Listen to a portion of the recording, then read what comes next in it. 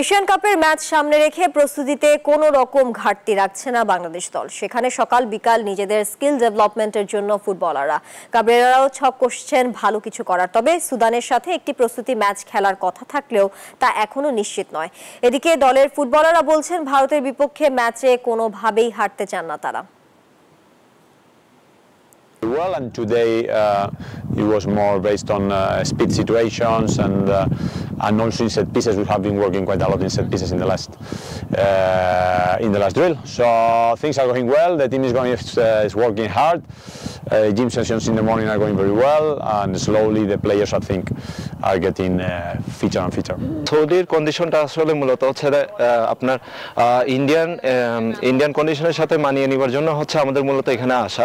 তো সেই ক্ষেত্রে মনে হচ্ছে যে এখানকার কন্ডিশন সম্পূর্ণ আমাদের দেশের যে কন্ডিশন সেই হিসাবে সম্পূর্ণ ডিফারেন্ট। তো সেই ক্ষেত্রে মনে করি যে এটা আমাদের জন্য খুবই ভালো একটা দিক।